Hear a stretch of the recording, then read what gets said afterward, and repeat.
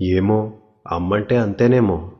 ఆ చేతికి గోరింట పూస్తే గోళ్లకు రంగులద్ది వేళ్లతో సరసమాడే భార్య నుండి పాపకి గుచ్చుకుందని గాజులన్నా వెయ్యని బోసిచేతుల ఆడదెప్పుడైందో. పడుచుకళ్ల చూపులు పొడిచేస్తుంటే సిగ్గుతో సర్దుకుని మురిసిపోయే కుర్రది. పరాయి మగవాళ్ల మధ్య పట్టించుకోకుండా కొంగుని కప్పి ఆకలి తీర్చే తల్లెప్పుడైందో. సరదాలు సరిపోక మొగుణ్ణి గిల్లిపెట్టే వనిత, సరిగా నిద్ర కూడా లేని ఒంటరి యోధురాలెప్పుడైందో. ఏమో, అమ్మంటే అంతేనేమో.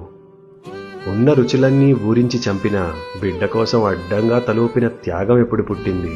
తన పేగు అంచున వేలాడిన ప్రాణం కోసం తొలి ఏడుపు విన్న క్షణమే ఆడది చనిపోయి అమ్మెలా పుట్టింది.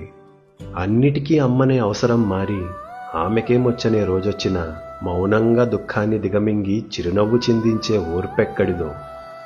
కన్నీళ్లతో పాటు కర్తవ్యాన్నిచ్చి కళ్ళొత్తుకుని బిడ్డని సాగనంపిన మనవలిని ముద్దాడి అమ్మకే అమ్మయ్యి అండగా ఉండేటి బలమెక్కడిదో.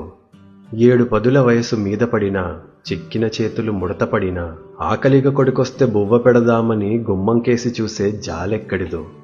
గొంతులో గంగతో వీడ్కోలు చెప్పిన గుండెతో దీవించి జగము విడిచి ఓ పాత చీరని హత్తుకుని పడుకుంటే గాఢంగా నిదురనిచ్చే హాయెక్కడిదో.